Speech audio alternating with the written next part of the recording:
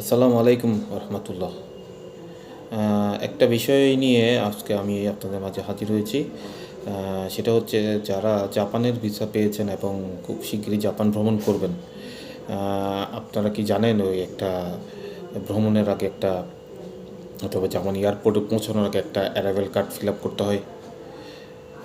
অনেকে হয়তো জানেন সেটা যারা ট্রাভেল করেন। জাপানের ক্ষেত্রে অ্যারাইভেল কার্ড দুই ধরনের থাকে, একটা হচ্ছে অনলাইনে আর একটা হচ্ছে আপনার ওই হার্ড কপি দেয় একটা প্লেনের মধ্যে। আপনি তো জানেন সেটা আপনারা যে একটা অ্যারাইভেল কার্ড ফিল আপ করতে হয় যে কোনো দেশে ঢোকার সময়। সম্পূর্ণ ডিটেলসগুলো লিখে ওই ওই কাগজটা পাসপোর্টের সাথে রাখতে হয়। যখন ইমিগ্রেশনে আমরা যখন ইমিগ্রেশন করব তখন ওইটা সহ পাসপোর্টটা সাবমিট করতে হয়।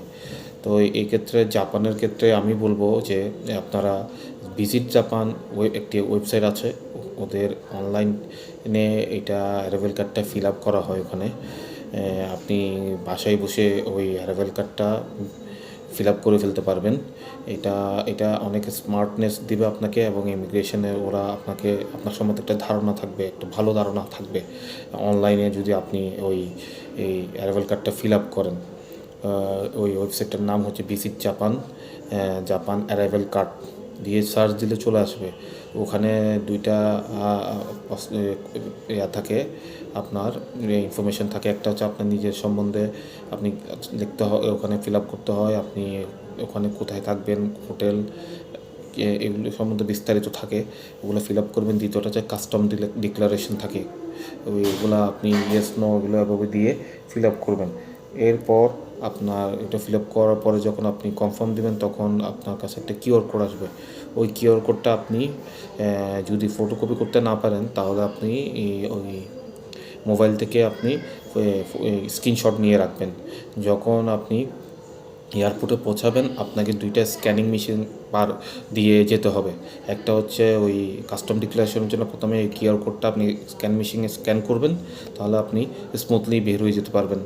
আর আর দ্বিতীয় ধাপেও তখন আবার স্ক্যান করতে হবে, তখন আবার কিউআর কোডটা দিতে হবে, তখন ওটাতে হয়তো আপনার ইনফরমেশনগুলো কিউআর কোডে আসবে। পাসপোর্টটা স্ক্যান করতে হয়, কিউআর কোডটা স্ক্যান করতে হয়।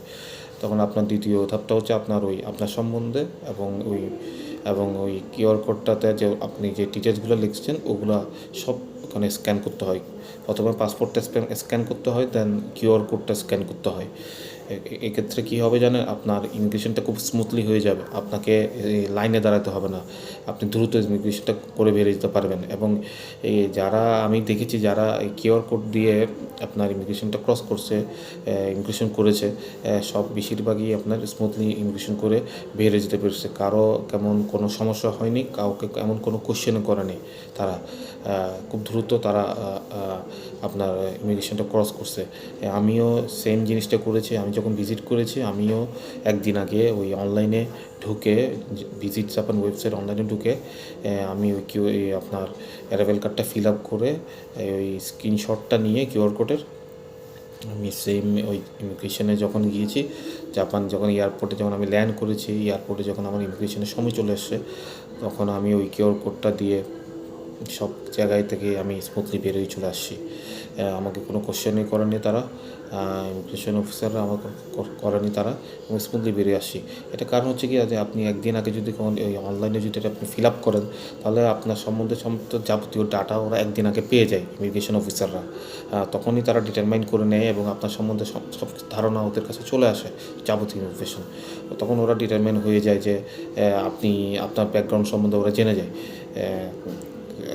এই ক্ষেত্রে আমি সবচেয়ে স্মার্টেস্ট মনে করি যে আপনি অনলাইনে অ্যারাইভেল কার্ডটা ফিল আপ করে আপনি ইমিগ্রেশনটা করতে যাবেন জাপানে।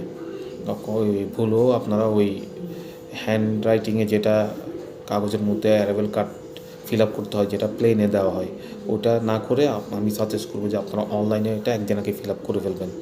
এটা the best way to complete your immigration. আজকে এই পর্যন্ত। আর একটা বিষয় হচ্ছে যে আমাদের দেশের অনেককে এই ডিপোর্টেশন করতেছে। এক ভাইকে দেখলাম ওই ওসাকা বিমানবন্দর থেকে ডিপোর্টেশন করছে, তার অনেক দেশ ঘোরা ছিল। আসলে এইখানে কিছু বলার নেই আসলে কেন যে ডিপোর্টেশন ওরা করে। অনেক সময় ভালো প্রোফাইলও ডিফিউশন করতেছে। এটা কেন করে এরা আসলে এই কোশ্চেনটা কেউ এখনও বের করতে পারে নাই। আমারও মনে হয় একটা ধারণা কী জানেন, এরা হয়তোবা এদের হয়তো একটা টার্গেট থাকে আজকে এতজনকে ডিপোর্ট করব, হয়তোবা ওই টার্গেটের মধ্যে হয়তো ওই ভাইয়াটাও পড়ছে। কারণ আমরা খুব স্মুথলি ইমিগ্রেশনটা পার করছি, কোনো রকমের কোনো সমস্যাটা আমাদের হয়নি। তাই বলবো যে এটা আসলে বেশিরভাগ ক্ষেত্রে ভাগ্যের পরিচয় হয়, ভাগ্যের উপর নির্ভর হয়।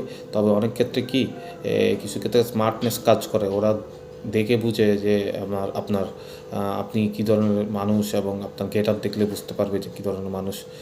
হ্যাঁ, তো এই ক্ষেত্রে কিছু স্মার্টনেস জাতীয় ধরনের কাজ করবেন, যেমন এই অনলাইনে আপনি কিউআর কোডটা করবেন।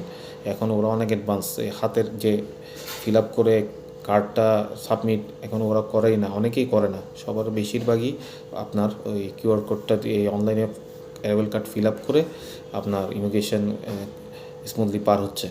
তো এই সবচেয়ে স্মার্টনেস কাজ হবে যে অনলাইনে আপনার কিউআর কোডটা অনলাইনে আপনার অ্যারাইভাল কার্ডটা ফিল আপ করবেন। আজ এই পর্যন্ত, ধন্যবাদ।